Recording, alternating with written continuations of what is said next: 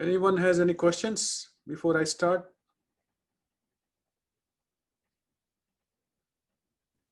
Can everyone hear me? Yes, Professor. Yes. Yes, Professor. Yes. Okay, perfect. So in the last class, we were going over classification models and performance. And we used one example of students getting admitted to graduate programs. And we used that data to make decision trees and logistic regression. So we'll continue this.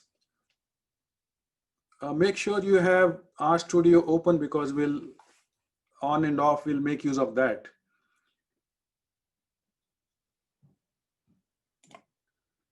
So this is what we have. So we read this data.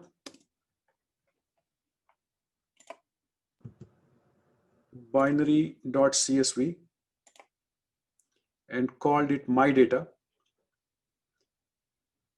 And then we converted admit and rank variables to factors, split the data,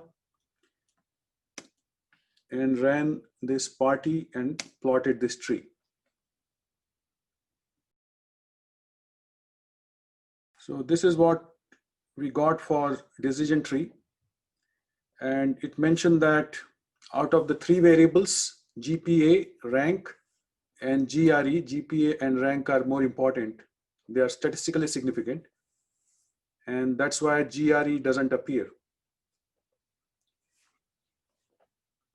Now, if you want to just visualize partitioning, so I'm going to add a few more lines.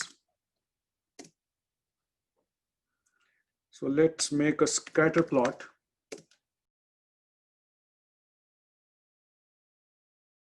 And I think the only package we are using so far is party for partitioning.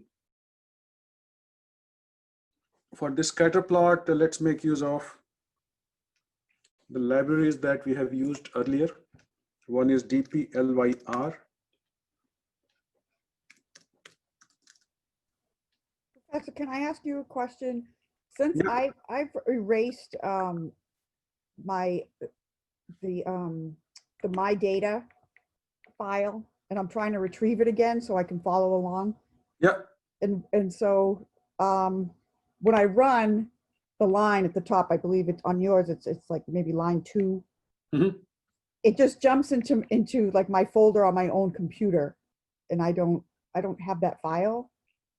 To get that file, you may have actually last time if you downloaded, it must be under your downloaded folder. But let me show you where to get it from. This is our course website, and this data file is called admit data. Okay, okay. So if you click on that, it will ask you to save it. So save file, and depending on your settings, it will go and save somewhere.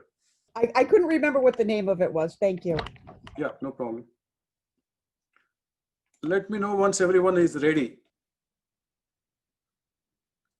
Everyone ready, or you want more time? Yeah, I'm ready. Yeah, let's hear from a few more. Me too. I'm ready to come when you are. So we'll make use of these two libraries. You don't have to download because you must have already installed them. So if you run, they should be ready to use. Because rank and GPA are statistically significant, so we'll plot those two. And I will use train data because this decision tree also is based on train data. So we'll use train and connect this to. So once again, this pipe percentage greater than percentage, for that shortcut is Control-Shift-M. So we connect this to next line, ggplot. And the first thing we do is specify aesthetics. Actually, both are independent variables. So it doesn't matter which one goes on which axis. I'm going to put GPA on X and Y is rank. So this is what we want to plot. Add a layer where we can say geometric shape is, for scatter plot we say point. So this will give us a simple scatter plot. Obviously it looks very odd because rank takes only 4 values, 1, 2, 3, 4, and GPA is scattered between about 2.5 to 4. So we can add color.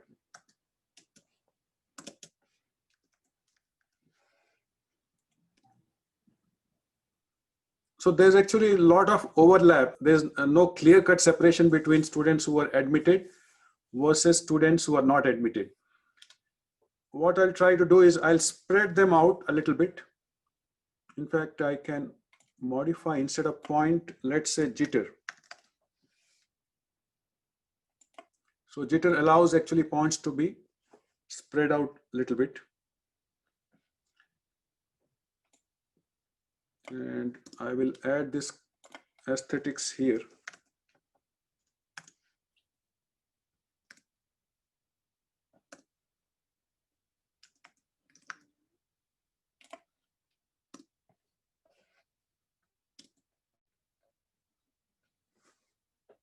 So the dots, instead of being exactly on 1, 2, and 3, they are scattered around.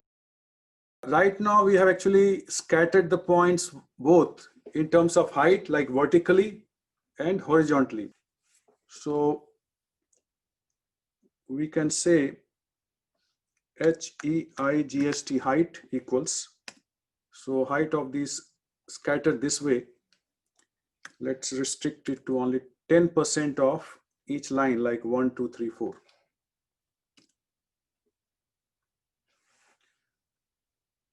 And while we are doing that, we can also say we do not want scatter along the width. So we don't want this scatter because those data points like GPAs are already scattered. So we'll restrict it to 0. So now because they are spread out, you can probably see more clearly some greens here. So this corner where high GPA and student from rank 1 school. But if you look at this plot here, so GPA is split at 3.41. So I'm going to add a layer and we can say GOM underscore H line for horizontal line. I know there is a breakup of rank in terms of 1 versus 2, 3, and 4. So we can have a line in between 1 and 2, 3, 4, and a line at for GPA at 3.41. We can say y-intercept equals, we don't want to put that at exactly 1 because after 1 we have 2, so maybe somewhere in between, so 1.5. And we can say line type to be dashed. We can also specify a color. So let's have red. So one is that partition, and vertically we have another partition. So we'll add a layer here and say GEOM underscore vertical line. And now x-intercept 3.41. We can have line type equals, we can keep it as dashed.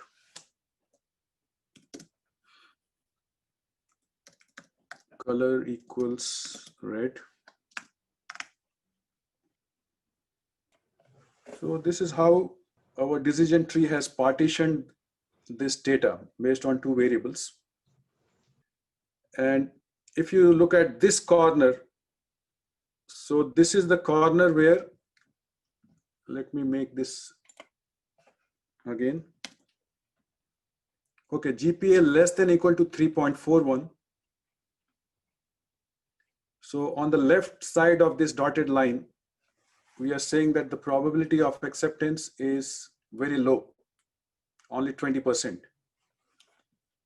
And to the right of this vertical line, these students who are coming from rank 1 school and have high GPA, so that's where the probability is high, and you can see you have a lot of green circles there.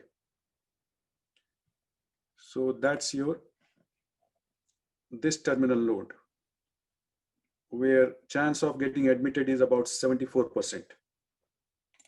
So usually like this is not needed when we do decision trees, but just to illustrate like how this algorithm worked and what it created.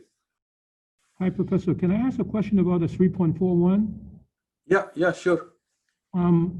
Is 3.41 the top 25% of the grades that was in the data set? In other words, we have not specified 3.41, so I figure that must be one of the criteria that automatically set in. This decision tree here, it continuously partitions the data in certain way and tries to find a solution. We are breaking like GPA to like less than 3.41 and more than 3.41. But the algorithm must have tried many other options, and it finds that for GPA, this is the best level. And when it is less than 3.41, it suggests we should not even look at other variables like rank, GRE, and conclude with almost 80% probability that we should reject this candidate. So does that answer your question? Yeah, I thought for whatever reason, I thought that 3.41 was a set criteria where, like, above a certain percentage, I'm gonna split them between the two of them. But I think I understand what you're saying. Yeah, so it's based on algorithm. It's not based on our choice, or we did not tell the algorithm that you should break it at 3.41. Right. But it went through the data, it tried various partitions. So remember, it does a lot of partitioning, recursive partitioning, and then arrives at a particular solution that maximizes purity. So purity in the sense that, for example, in this group, purity is more than 50%, because you see more than 50% dots are green. And in this block also, purity is high because more data points are red. So it doesn't matter whether everybody is red or everybody is green. So if everybody is red, still purity is 100%. If everybody is green, still purity is 100%. So the idea is like it tries to maximize that purity when it does all the partitions. And after doing all that, it arrives at this final plot. So that applies for a numerical value. Now, if I look at rank, I think it comes in as a rank 1, rank 2, rank 3, and rank 4, which is not a continuous numerical value. And in that sense, is the 1, 2, 3, 4 rank being taken as a 1, 2, 3, 4 level? Because yeah, it's not partitioning between 1 and 2, or 2 and 3, or 3 and 4, right? Yeah, we treated rank as a factor. So when it sees that rank is a factor, it doesn't try like 1.1, 1.2, 1.3. So it tries 1, it tries 2, 3, 4. So it doesn't try anything in between. So when it is a numeric variable like GPA, it tries to go through like various different values, because it's a continuous type of variable. But rank is a factor variable, so basically it doesn't have to work that hard. It only tries 1, then 2, then 3, and 4, and see what works better. Okay, thank you. Yeah, no problem. Professor, could I show you my screen? I'm just getting errors. Let's see. So you should be able to share your screen now. So you have train. Okay, so line number 50, it should be GOM underscore. Not G-O-G-E. No, GEOM, but after M there should be underscore. Yeah. Now try. Okay. Thank you. Okay, so let's also look at logistic regression more closely. So logistic regression, as the name indicates, it is a type of regression, but it is not linear regression. It only extends the idea of linear regression to situations where outcome variable is categorical or factor. Just like our admit data, where admit is yes, no, 0, 1 kind of variable. So somebody may say, why should we use this strange logistic regression? Why not linear regression? Because we are very familiar with the linear regression. Why not use that? Let me explain that in RStudio, and then I'll come back to this. Since our RStudio is open, let's go there. And what I will do is, let's go at the bottom and try to answer this question. Why logistic regression? Why not linear that we are so familiar with? So what I will do is, instead of using this admit data, where we know that there's a lot of overlap, I will use some simulated data to very clearly see what are the major differences. And we'll generate some random numbers and store them in GPA. And let's generate these random numbers from uniform distribution. So R for random and UNIF for uniform. And we'll say we want 1,000 random numbers between. So let's restrict ourselves to GPAs 3 to 4. So we want 1,000 values between 3 and 4 GPA. So run this. And if you want to check, I'm going to type hist GPA in the console. So this is what we have. It has generated numbers between 3 and 4. And you can see the frequencies. Because these are random numbers, frequencies may not be equal, because we have 1,000 data points. If you have 10,000 data points, maybe they are much closer. But this will serve our purpose. I'm also going to make this more organized. So basically, I'm going to sort this in ascending order, like from 3 to 4. So to sort your data, we use a sort command. And we want to sort this GPA. And we can say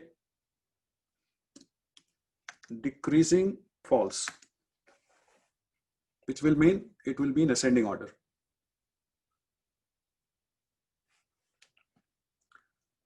Run this.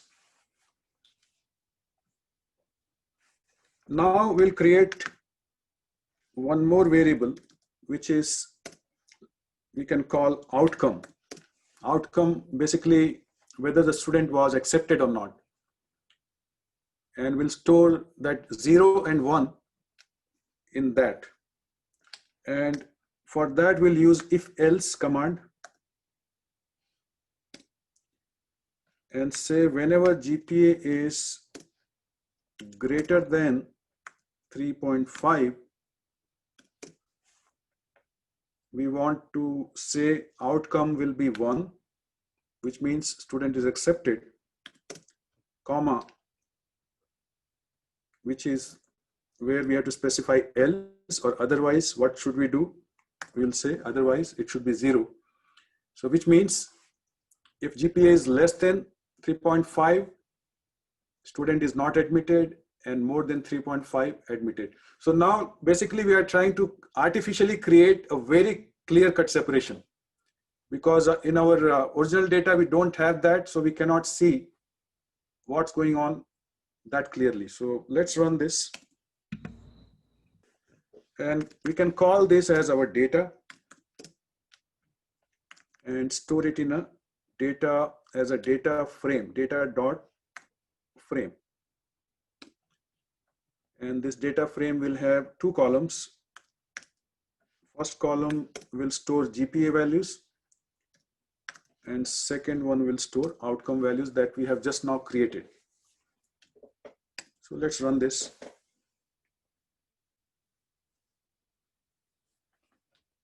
If you want to look at this data frame that we just now created, you can click on data in the third window, and you can see the lowest GPA value is 3.0018, something like that, and gradually increases, and all the outcomes are 0. So almost 50% will be zeros and 50% will be 1, where GPA is more than 3.5. So everyone like clear with what data we are using, or what simulated data we are using? If you have any question, let me know, so that we understand what we are doing.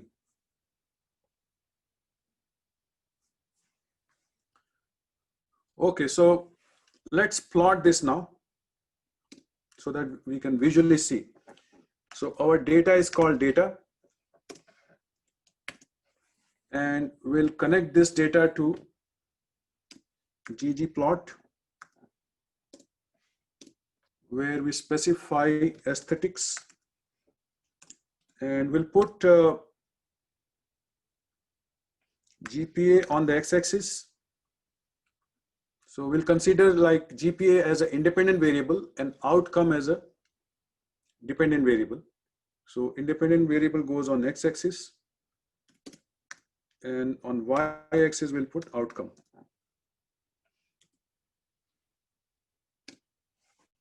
We add next layer where we can specify what exactly we want. So we want a scatter plot first. So underscore point. We can run this just to see what we are getting. So this is the plot.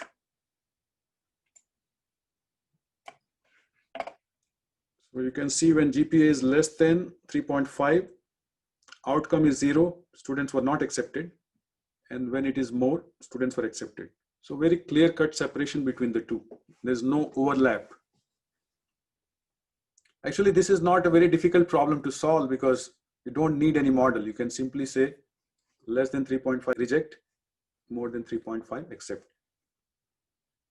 Let's add a linear model, and we can add a linear model using GEOM underscore SM smooth.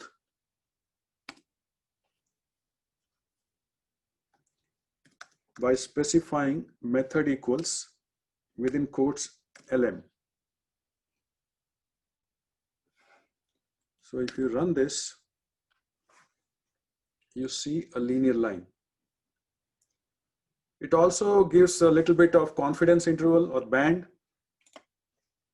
So we can say SE, standard error, equals 0 to get rid of that. If you want to change the color,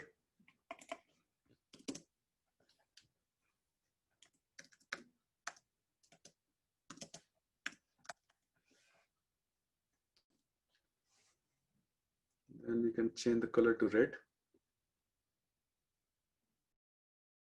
Even points we can play with.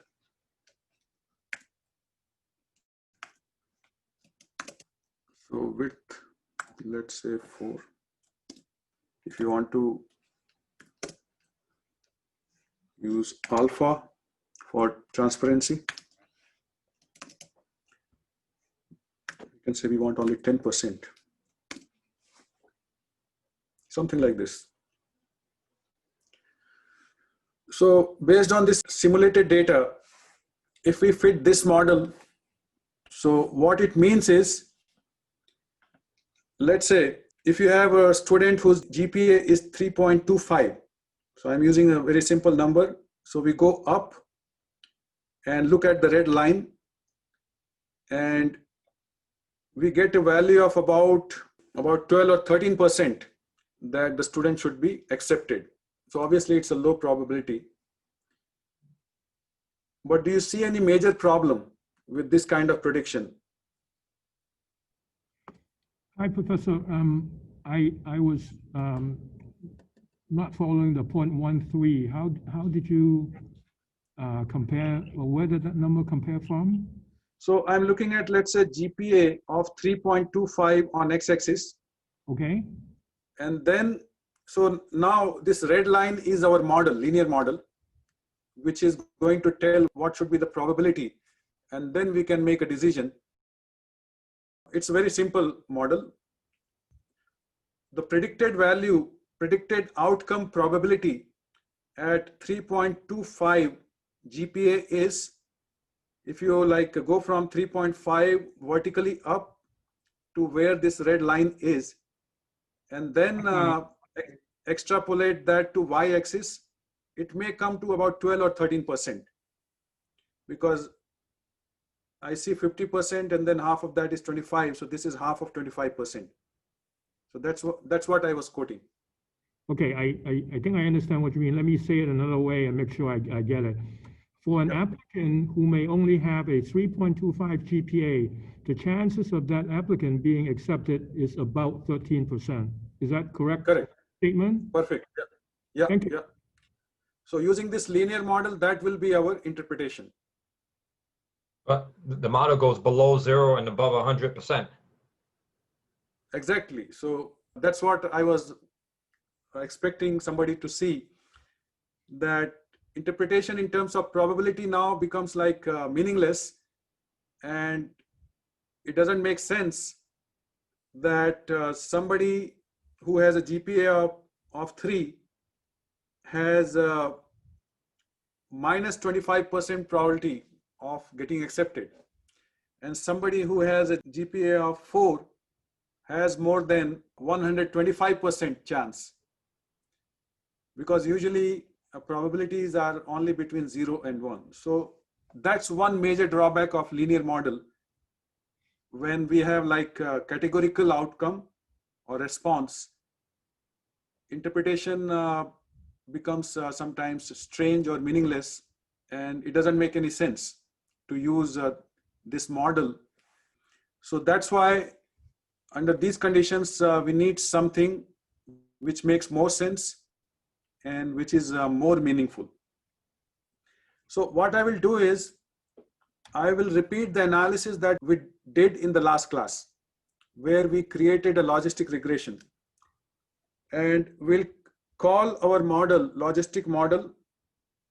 Let's call it logistic, just to keep it simple. So we'll store our model here. And if you recall, we use GLM, outcome, as a function of GPA, where our data is data,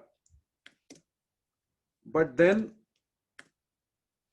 we are saying family is binomial. I will add, let me hit enter and go to next line just to keep it clean. I will add one more property called MAXIT. So maximum iterations. So when we are developing these logistic regression model, statistically it uses something called maximum likelihood, and it does several iterations and then tries to find out a solution. In fact, let me first run this just to see what happens. Okay, so when you run this as a binomial, the way we ran last time, we do get some warning message that the algorithm did not converge. And the other problem it gives is that the fitted values are numerically 0 and 1. Because this data is really very well separated, so it doesn't find any difficulty in separating them with just 0 and 1 probabilities. But what I'm going to do here is, I want to just stop this algorithm after one iteration. So maximum iterations, just one. We don't do these things like in a regular practice. We never stop algorithm after just one iteration. But this is just to illustrate. We'll run this. This is sufficient for our purpose, just to illustrate what's going on. Let's store within predictions.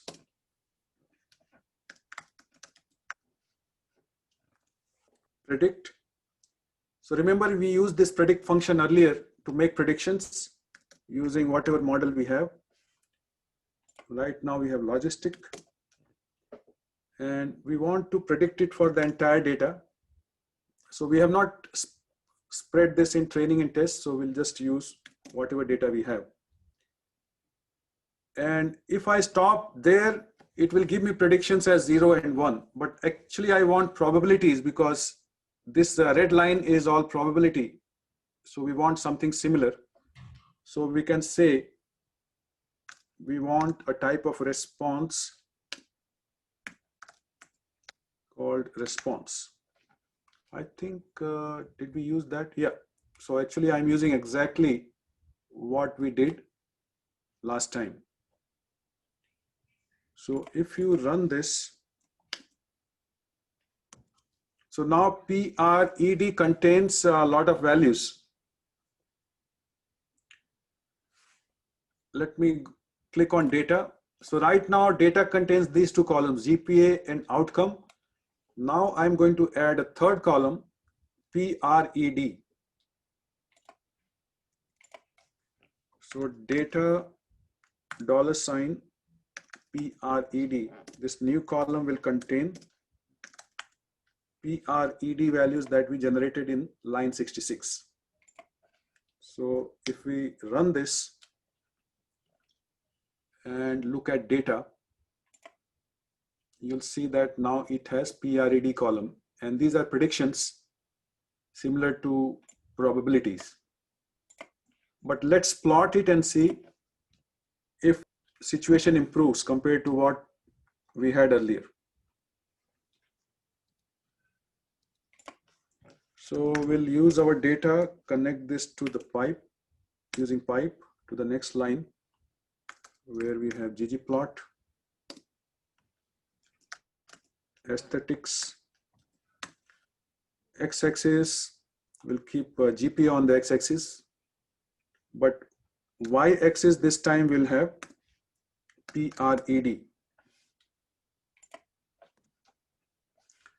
And then add a layer just like what we did earlier.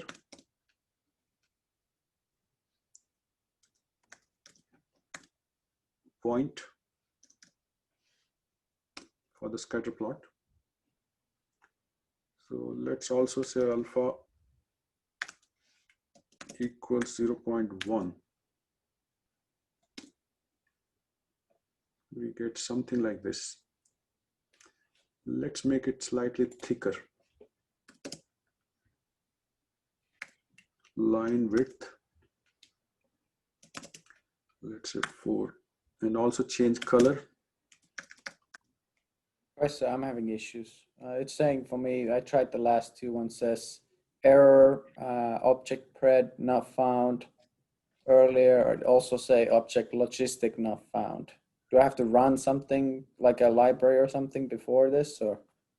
Let's look at your screen. Yeah. Can you share your screen? Sure.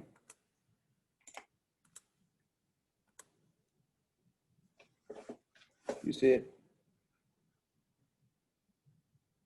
Check line number 53. Okay. So you have typed it logistics. Oh, the S. Yeah. So if you use like logistics, then later on also you have to use the same name. I got you. Yeah, now it should work. Okay, thank you. It's always the easy, small things that I mean, Yeah, it's initially. easy to like- miss. Yeah. Yeah, thank you. So many people get put off, like they think it's very difficult just because of these small things. Professor, I got a problem with my view here. Can I share my screen with you? Yeah, sure.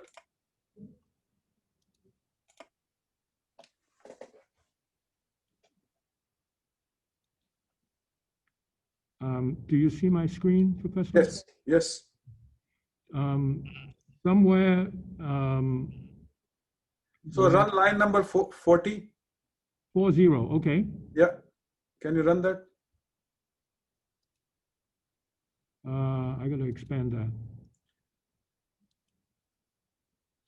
I have an error. It's out OME, so I got to say outcome. So let me change that right now. Okay. Line 40, 41, and 42. Can I run that again? Yeah. GLM.fit algorithm did not converge. Does that make sense? Yeah, that's okay. Run next line. Next line, I'll run line 43. Yeah. Okay. And then next line. Line 40, whoops, 44. Actually cursor automatically, when you run a line, it automatically goes to the next line. So you can, I just keep going. yeah, you can keep going. One more. One more. Oh, You see it? okay, I see the line. Okay. Okay, good. While I have you on, can I ask a question? Back on line 38, you said SE equal to 0. I mean, the error cannot be 0. What? I'm not sure I understand what SE equal to 0 means. Oh, so you saw like along with the straight line, there was some kind of confidence band. So when you say standard error is 0, so that means you don't want that band to appear. So it doesn't mean that standard error becomes 0 in the data. It only means in the plot, you don't want the variability to be plotted. I got it. Thank you very much. No problem. Since we are at this, let's also include the data that we had earlier. So I will add a layer. So in addition to this curve, we'll also plot the actual data points. So I'm adding actually another geometric and underscore point with aesthetics, where on the x-axis we'll keep GPA. So basically I'm overlaying some data points here. Y equals outcome that we had earlier. Also, if we want to keep it clean, we can say theme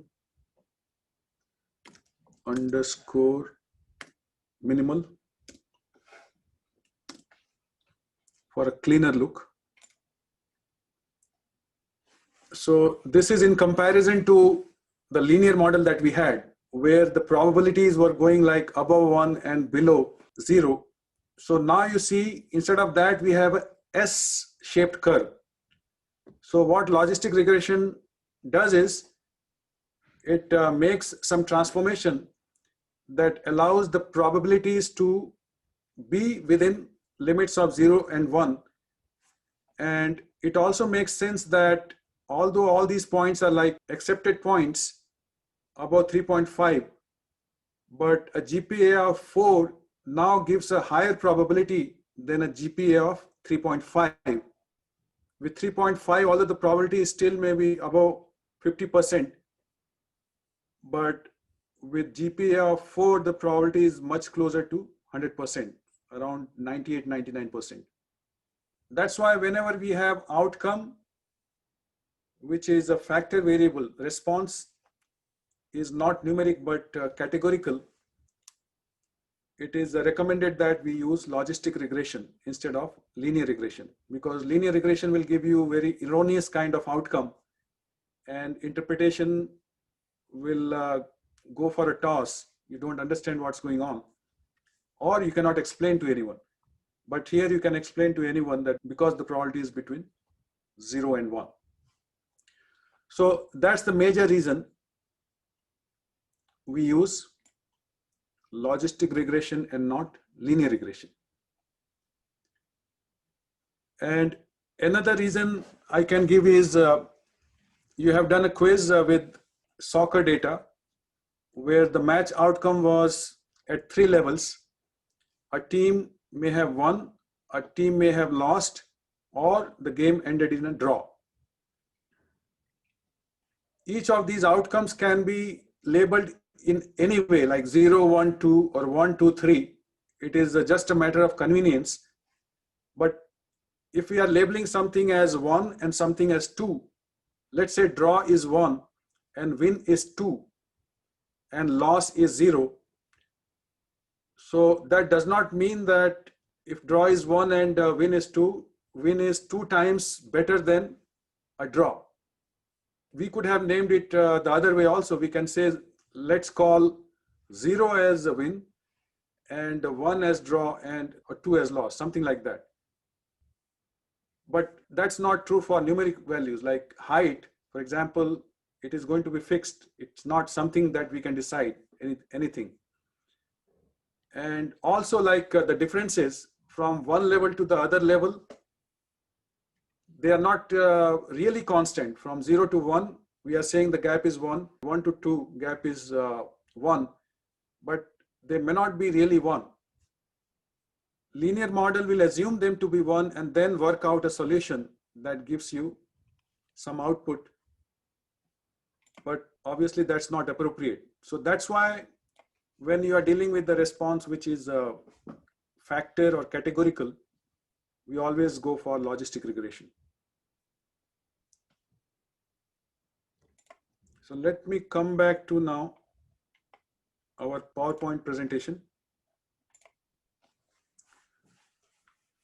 So it extends the idea of linear regression to situations where outcome is categorical, and the goal is to find function of predictor variables like GPA, rank, GRE that relates them to 0 or 1 outcome if it is a binary outcome. But in the match outcome, you have like 3 outcomes. A game may be won, lost, or there may be a draw. So obviously there you have 3 levels. So there are 2 situations. One is binary and other you can say multinomial, like more than 2 categories. So instead of y as outcome variable, like in linear regression, we use a function of y called Logit. So the way it works is we make use of this Logit. That's where like this name logistic comes. So we'll talk about it more actually. So Logit can be modeled as a linear function of the predictors. So Logit equals b0 plus b1 x1 plus b2 x2, the way we have in linear model. And one advantage is that the Logit can be mapped back to a probability. So we have seen that S-shaped curve. So it can help us in interpreting the outcome as probability. Now, what is Logit? So Logit function is very simple. It's log of p divided by 1 minus p, where p is probability of acceptance, like student getting admitted, and 1 minus p is student not admitted. We still use the regression model, and this p divided by 1 minus p is also called odds. Like what are the odds that a student will be admitted? Or what are the odds that a team is going to win a match? And in logistic regression, we are not talking in terms of odds, but we use log odds, logarithm of odds. So you see the definition of odds, p divided by 1 minus p. I will go back to our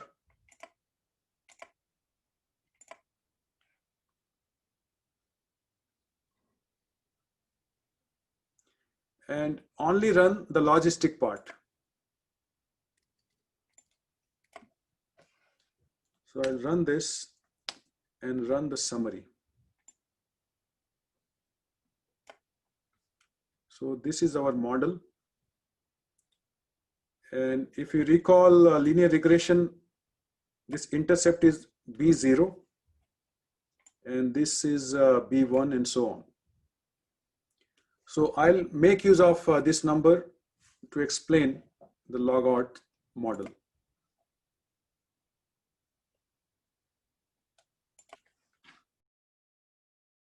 So we are talking about response at two levels. A student getting admitted and student not getting admitted. And we created this model. So log of P divided by 1 minus P. I'm going to write down actual model. So intercept is negative 4 point. I'll just use 2 decimals to illustrate, 3. And coefficient for GPA is positive, so plus 1.37 and GPA plus negative 0.57.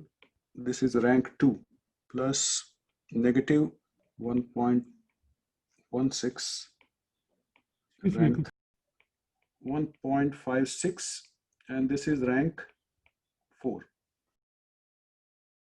So this is actually our model that RStudio built. So if we have to write an equation, this is how it is going to look like. On the right side of equal sign, it is exactly the way we do in linear model. But to the left of equal sign in linear model, we have Y or response. But in logistic regression, we have log of P divided by 1 minus P, where P divided by 1 minus P is odds. So this equation is basically log odds equals whatever you see on the right. Because of log odds, interpretation now becomes a bit different. 1.37 for GPA and sign is plus. So 1.37 positive. So it means if GPA changes or increases by 1 unit, your log odds are going to change by 1.37. Log odds of a student getting accepted is obviously positive. That means higher GPA leads to a better chance of a student getting admitted. Compared to this, in linear model, we say if GPA changes by 1, then response changes by 1.37. But that's not the case here. Here we are saying if GPA changes by 1 unit, then log odds change by 1.37. So that's the only difference in terms of interpretation. Now, if you do the same thing with the rank, if a student is coming from rank 2 college, now it is a negative sign. So negative sign means the chances of getting admitted goes down. And you'll see that negative number keeps on increasing, like rank 3 becomes negative 1.1, rank 4 becomes negative 1.5, which basically means that as the rank of the college goes to a higher value, the log odds of a student getting admitted also reduces more severely actually as we go from 2 to 3 and then 3 to 4. Professor, so what would you do if someone was rank 4? Would you just leave rank 2 and rank 3 as 0 and then minus the rank 4? Yeah, let's say if there is a student whose GPA is 3.5. Okay, so this is GPA and comes from rank 4 college. So for this student, log P divided by 1 minus P will be equal to negative 4.73 plus 3.5 times 1.37 and then plus 0. So rank 2, this student is not from rank 2, so rank 2 is 0, so it multiply anything by 0 becomes 0. Similarly, this student is not from rank 3, so rank 3 will be 0, so that whole line becomes 0. And then you have negative 1.56 times 1, because this student is from rank 4 college. That will be the value for log odds. That will be the predicted value based on this logistic regression model. And this can be done for each and every candidate. Usually, like when we make a model, it is for like future application.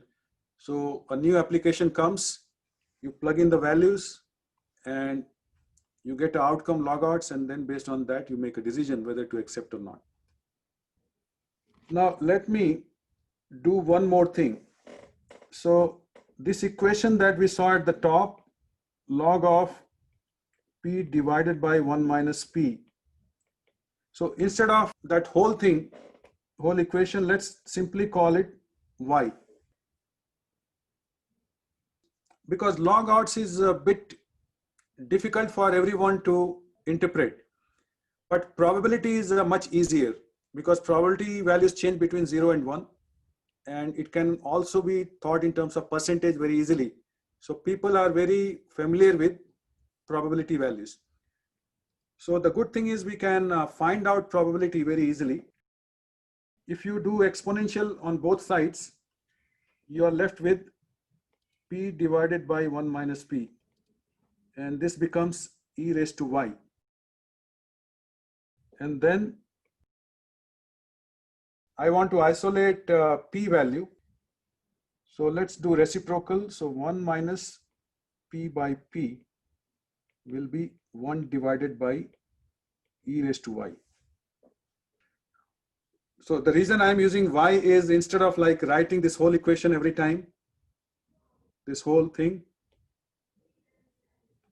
we are just naming it as y, which can be calculated for each candidate. So this is 1 minus P minus 1 equals 1 by e raised to y. So if we keep 1 minus P this side and take that negative 1 the other side, it becomes plus 1 when it goes over to the right, and we are left with this, which is also same as 1 plus e raised to y divided by e raised to y.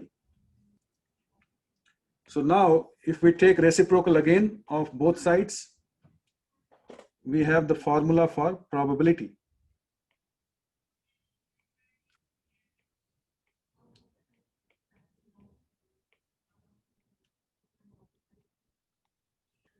So whenever you have a binary situation where outcome can be one or the other, the probability of success, in this case probability of a student getting admitted, is given by e raised to y divided by 1 plus e raised to y.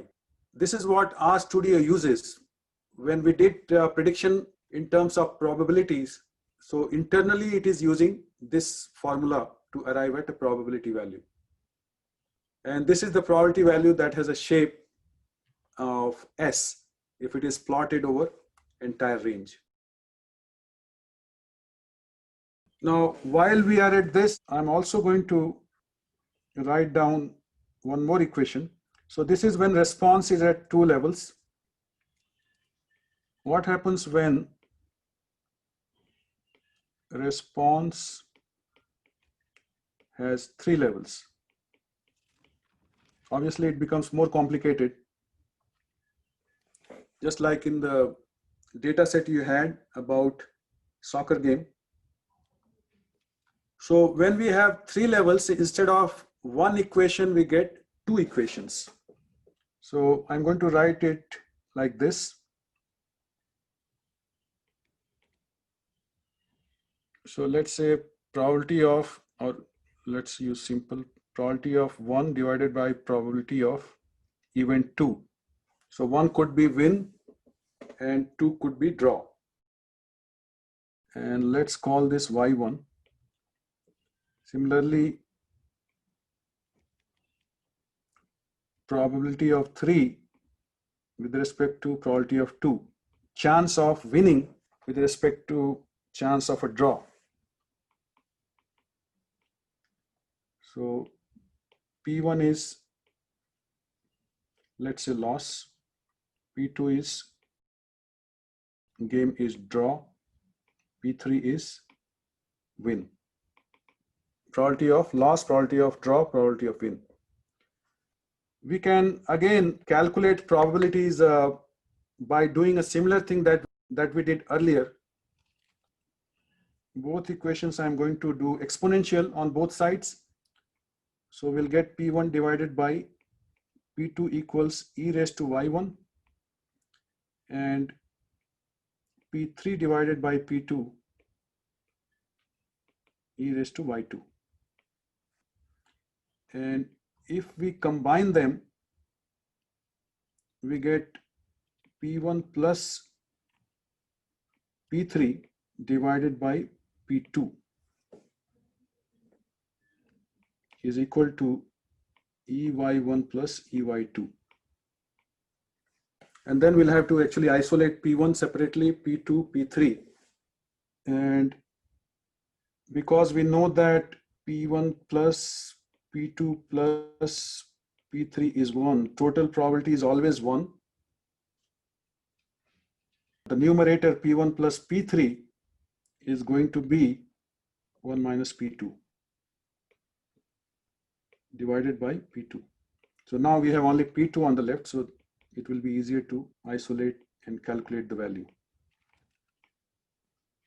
So it becomes 1 divided by P2 minus 1 equals EY1 plus EY2. And then you take 1 on the other side. So I'm going to write a final equation. I hope everyone can see how I got it.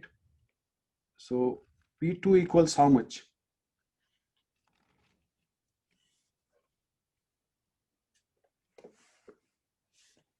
What divided by what? 1 divided by e to the raise y1 plus e to the raise y2 plus 1. So 1 divided by 1 plus EY1 plus EY2, right? Yes. And similarly, we can get the other two also. P1, probability of loss, and P3, probability of win. So once we have P2, everything else is very simple.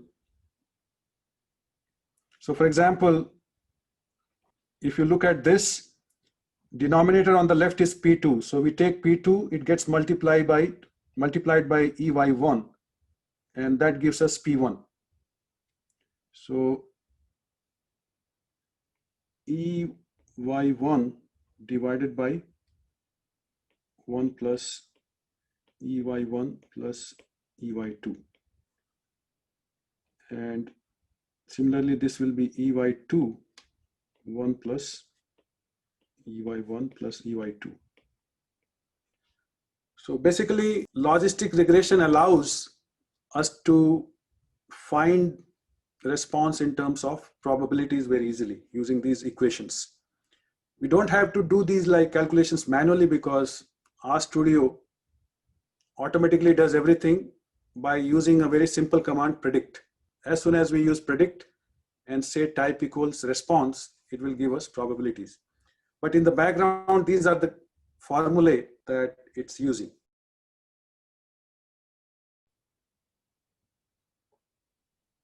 So you have seen this equation in action with the equation that I wrote. So this is how we do the interpretation. For predictive classification, we typically use probability with a cutoff. Usually we use 0.5. If probability is more than 0.5, we say one class, and less than 0.5, other class. how do we do interpretation in terms of odds? So we say we increase x1, just like we did with GPA, by 1 unit, holding all other variables constant. So in our case, we kept rank constant when we are doing interpretation for GPA. And then B1 is the slope. So that's the factor by which odds of belonging to class 1 increases. So if it is plus, increases. If it is minus, it decreases. So whenever we are doing predictive modeling, we have to see what kind of prediction we are doing. And we have to choose useful inputs, like logistic regression allows us to see which variables are statistically significant. And those ones which are not, we can exclude. And when we exclude non-significant variables, then we are optimizing complexity. We are not making our model very complicated. So this is the first thing we do. So we have some input data, which are independent variables. And then we have some kind of outcome, which could be related to decisions, a student getting admitted, not admitted. Or it could be some estimates, like in regression, we may be estimating house price or something like that.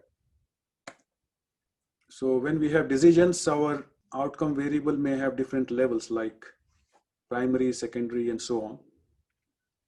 And we use input variables with the output variable to make a model to arrive at best decision. And when we have actual values like predictions, we are mostly, if we have numbers, we are doing regression. Not logistic regression, but linear regression. We also do data partitioning, the way we did for decision tree as well as for logistic regression. We split data into training data and test data or validation data. And the idea is to make a model with training and then test it with validation data. Because if we use the data for building a model and use the same data for testing the model, then obviously we are using a biased process. So that's not something which is very fair. And it may not replicate in the field. If you are implementing that model where new data is coming, your results may not match. So test data is like unseen data. It's data that has not been seen by the model. Just to take a simple example. So if you have been living in a city and household and work, you know various people. And suppose you have a talent that you can predict age of a person just by looking at them. But you have been living with them for 15, 20 years. So you know actually a lot of details. You have been seeing them like every day. But if you are thinking that that model will replicate with new people, that may not happen. As soon as you see a new person and try to predict their age, your prediction may not be very accurate. Because the people with whom you have lived for a very long time, you will know them in a very minute detail. So we always need new data to test where we see whether our results replicate or not. And basically to avoid overfitting. So what we do is we create a model using training data, and we sometimes create models with different complexity. So you can think of one as a model with just one variable, two as two independent variables, and so on. So we may have models with different complexity. And these models may have different performance. So most star means better performance. A less complex model with just one variable has 1 star here.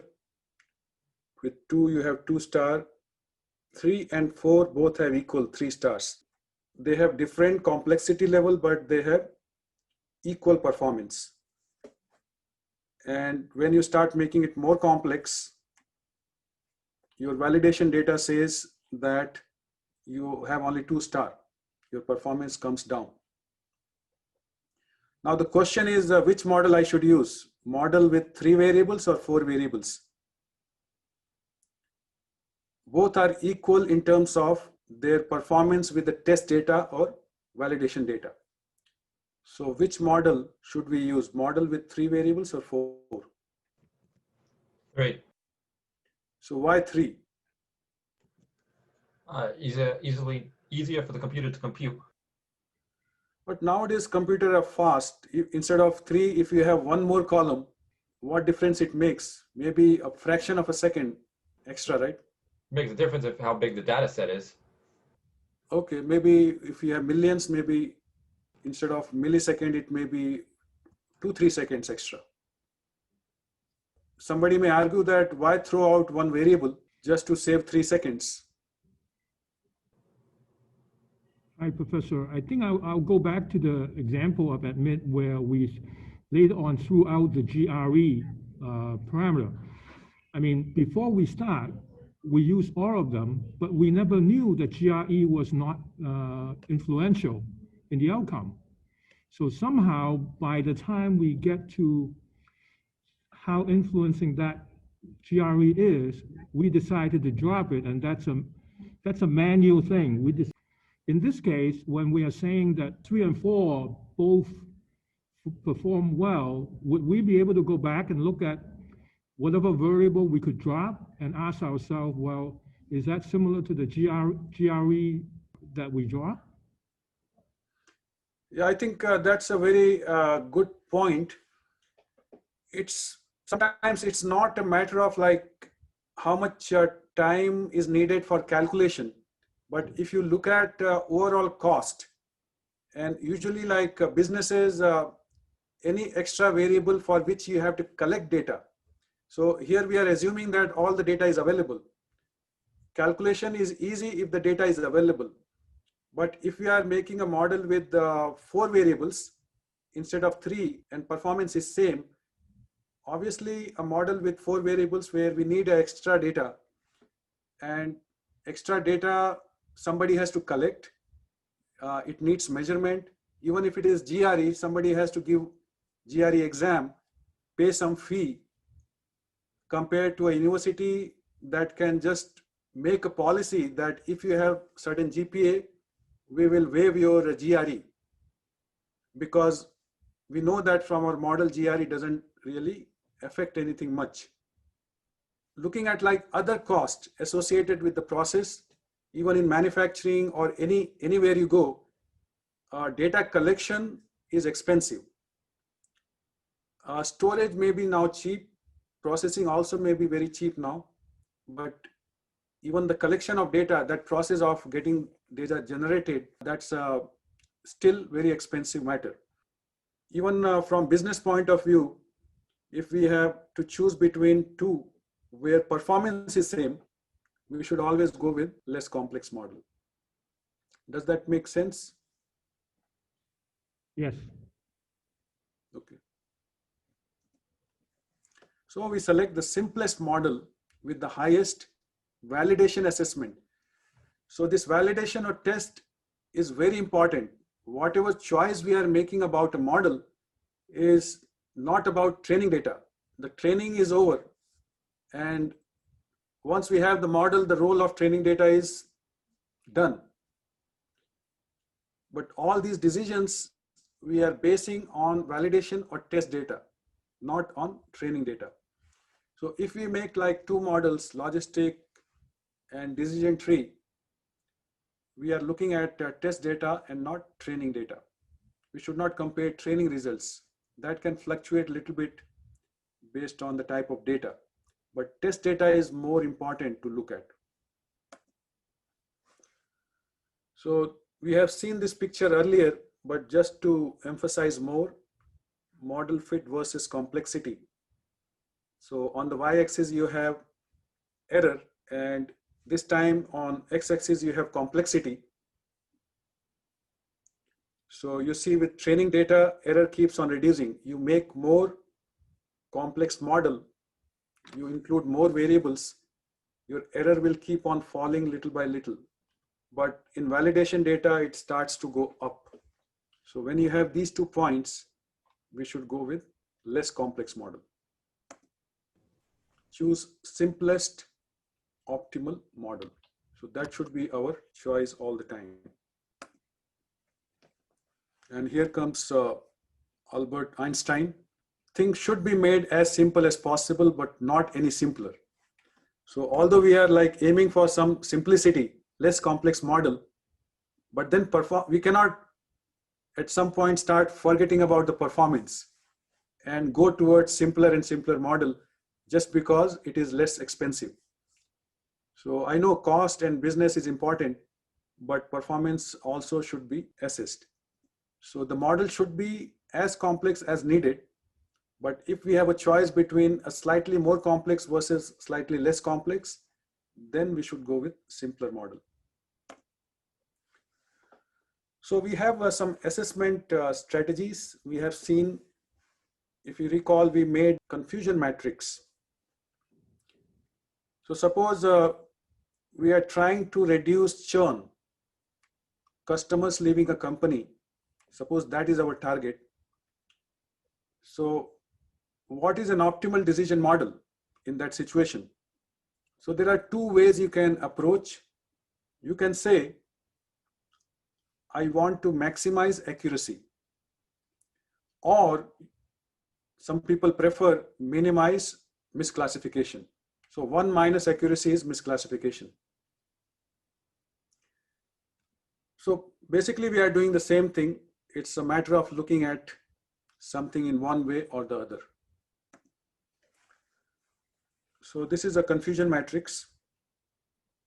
So just to refresh your memory, I'm going to RStudio, and if I run this error part for the test data, you see you get this small table. So this is what we are calling confusion matrix.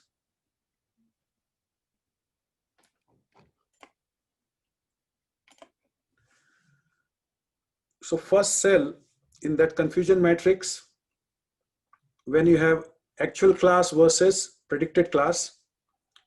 So if your actual class is 0, like student not admitted actually, and your model tree or logistic model says should not admit, then it's called true negative.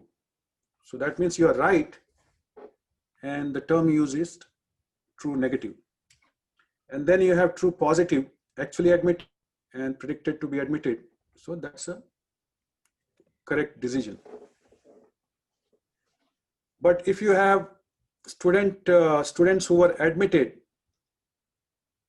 and your model predicts that they should be rejected, that's called false positive.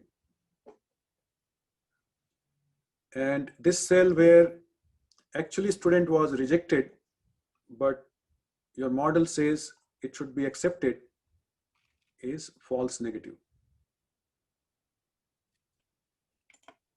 So let's look at actual number. So you have 208 students not accepted and model predicts correctly, and 29 accepted and model predict correctly, they should be accepted. We had calculated last time also accuracy as 208 plus 29 divided by the total. So that comes to 72.92 in this example, and misclassification error is 1 minus, or you can add 73 plus 15 and then divide by the total. So this is based on training data, and validation data may have slightly different outcome. We saw this performance here is 70% and error is 29.3% for the test data. So this is our actual data that we had used, and that's what you see in RStudio, right? error was 29.3% for the test data.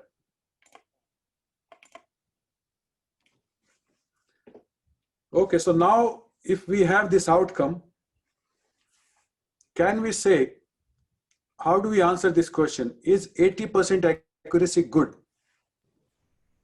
No, So 80% is not good.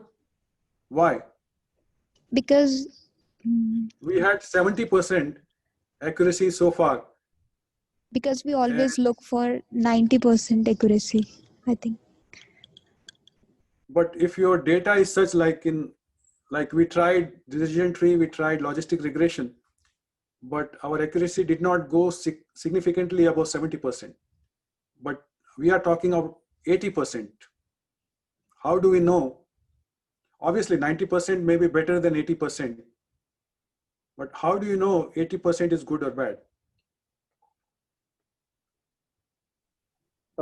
It should not be misclassified. It should not be misclassified means like, that means accuracy should be 100%, which is not feasible. Especially with test data, real test data, you cannot get 100% accuracy. I think it depends on the model and what you're trying to do with the prediction. So we always want to maximize accuracy. So that's always the case. Any model we build, we want high accuracy. Obviously, we don't want accuracy to be 10%. Obviously, we are not asking if 10% is good enough or 20% is good enough. We are saying 80%, is it good enough? From a business standpoint or from a math standpoint? Like practically. Well, it depends on how much more money it's going to cost the business to improve the model, how much more data they're going to need to go collect. At some point, you're going to hit an optimum amount of accuracy for the cost, right? And so you're saying the cost may be a factor. But see, when you make a model, let's say logistic regression model, and model says that these variables are significant, these variables are not significant. So now the cost doesn't come into picture. We know that these models are significant, we use in the model, and let's say we get 80% accuracy. Now the question is, should we be happy or should we be sad about 80% accuracy? sad. Because it is not 100%? Okay, let me change my question. Is 95% accuracy good? Yes, It's better than 80%. it's better than 80%. But then there's no end to it. Then you'll say like 96% is better than 95%, obviously. But whatever value you pick up, let's say you pick up 99%. I'm going to ask you the same question. Is 99% accuracy good?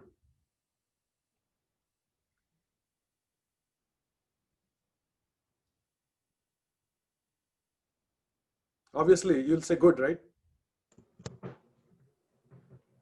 Yes. Okay, so my aim is to prove you wrong now. Let me see if I can do that. Let's say you have data on 10,000 customers. You send them some brochures for your credit card. Let's say you are working in a credit card company, maybe American Express, and you send it to like 10,000 potential customers. And you have actually data on maybe 50 different variables. And the outcome is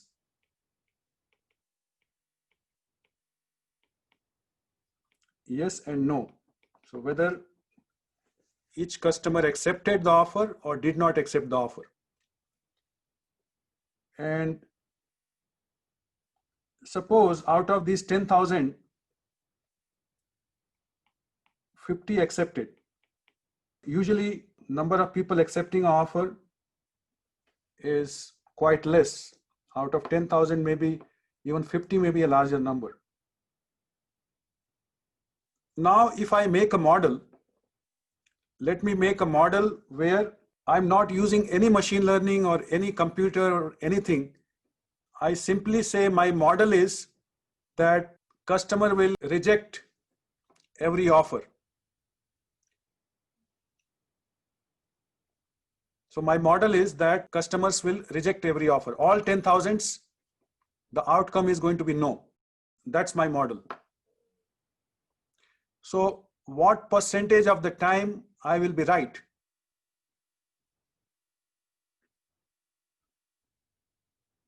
So how do I calculate that? So denominator is 10,000. That's the total number of customers. What will go on the numerator? If I'm just calculating how often I'm going to be right. If I say everybody will reject the offer. 9,950. So 9,950. So this translates to what percentage? So you multiply by 100, 99.5%. So now if you make a machine learning model, which is like 99% accurate, and if I am able to get 99.5% accuracy without making a model, just by saying that this is my model, reject everything, I'm right 99.5% of the time. So you see my point? It totally depends on what data you are looking at. And there could be a data where even 20% accuracy may be very good, may be excellent. But there could be a data where even like in this case, if you spend your time and develop some kind of very complex neural network model and get accuracy of 99%, it's worthless because I'm doing better than that even without any model. Although this model is useless because it only classifies one class, that everybody is no. To answer this question, it totally really depends on what data you are dealing with. It's difficult to say whether 80% accuracy will be good or 20% will be good or 99% will be good. There may be a situation where you have a data where even 20% may be very rare outcome. Let me give one more example. So now we have two models and we have confusion matrix here. If you calculate accuracy for model 1, how much do you get? So I have used like simple numbers. Total is 1,000. So what is accuracy for model 1? 80%. And model 2? Is also 80%. Yeah, so 300 plus 500 divided by 1,000 for model 1 and 500 plus 300 divided by 1,000 for model 2, you still get 80% in both cases. But what is happening in model 1? Model 1 is classifying students who are admitted very accurately, like all 500 correctly classified. But model 2 is classifying students who are not admitted very accurately. So if your data is about students getting admitted or not admitted, which model will you use? Which one you will prefer? Model 1. So model 1, because that's doing a better job of classifying correct admits. But there could be a situation where model 2, maybe different data set, where 0 is more important than 1. In those cases, you may want to go with model 2. So even though accuracy levels may be same, but there may be some differences within the confusion matrix that stands out, and that may help us in giving more insight. Another thing is what is a baseline rate? So that's what I calculated when I showed you, like out of 10,000, only 50 are accepted. And whatever is the higher number, that should be treated as the number to beat. So that's the baseline rate. So in that 10,000 versus 50 accepted the credit card offer. So in that example, our baseline rate is 99.5. So whatever model we develop, that should exceed in performance, where accuracy is more than 99.5. Anything less, that means it's not doing even better than baseline. Let's check this in admit data. What was our baseline rate there? Because we saw error is 29% and accuracy is like 71%. But how much is baseline rate? I'm going to make a table of test $admit. So there were 50 candidates. 0 means actually not admitted and 25 actually admitted. The bigger number is 50. So 50 divided by total is 75. 66%, 66.7%. And our model is giving accuracy of 71%. So one thing is good, that we are doing better than the baseline, because that's the baseline rate. If our model accuracy was 65%, then that model would have been useless. Whatever decision tree or logistic regression model we are using is worthless if that percentage of accuracy is less than the baseline. So even 70% is a good model here, because at least we are doing better than baseline rate. Two more concepts and then I will stop. So when you have this actual class versus predicted class confusion matrix, you can calculate what is called sensitivity. So let's do that. In the test data, we have 5 correct predictions. So 5 divided by total of that column, you can see is 25. So everyone with me, 20 and this 5. The total is 25. Right? Yes. Everyone sees what I'm calculating? So I'm calculating the total value in column 1, and I'm trying to find a percentage of correct students correctly admitted into the graduate program. So that number comes at 20%. And this is called sensitivity of the model. So there's a term called accuracy and there's a term called sensitivity. So the model is accurate 71% of the time, but sensitivity, like correctly predicting class 1, it is doing only at the rate of 20%, which is really bad.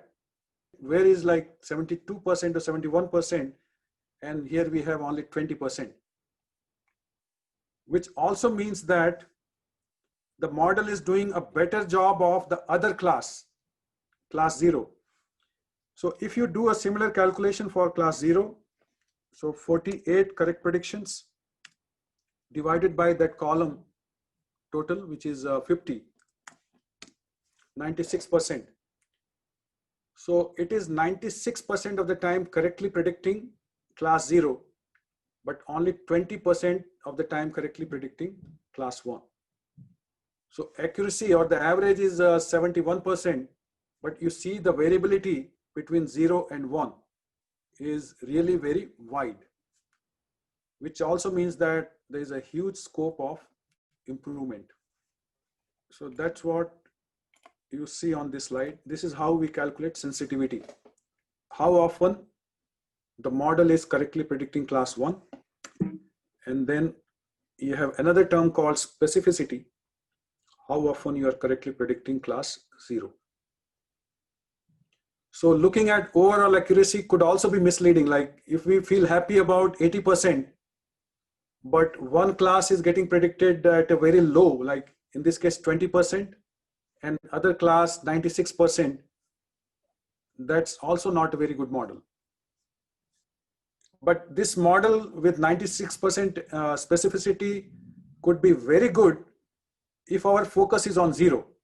So there could be a situation where class 0 is more important than class 1. So if that's the case, then 96% is really good. But not if our interest is more in 1, like whether students are getting admitted. There it's doing very poorly, only 20% accuracy. And because of that, people also make a plot with both these values, sensitivity and specificity. And whatever curve you get is called a ROC curve, receiving operating characteristics. This ROC curve is very common, especially if you are building like 5 different machine learning models and you have like 5 different curves. Then the curve which is more closer towards 1 or which has like more area below it, so that machine learning model can be regarded as better. But if you have built one machine learning model, you have to look at this diagonal. If your machine learning model is below the diagonal, it means that your model is doing worse than guessing or toss of a coin. Without like understanding what variable you have, you just toss a coin and decide if a student should be admitted. So that's the diagonal. So your model is doing worse than that if your curve is below the diagonal or the area below the curve is less than 50%. So your model starts to become useful only when area under the curve is more than 50%. And the ideal value is area is 100%. So if you have something which is matching exactly with this line and this line, that would be ideal, which never happens, but we try to go closer and closer. Okay, so that was the last slide, and I'm going to stop here. Okay, then I will see you next week. Have a good night. Right. Thank you, Professor. Good night. Good night.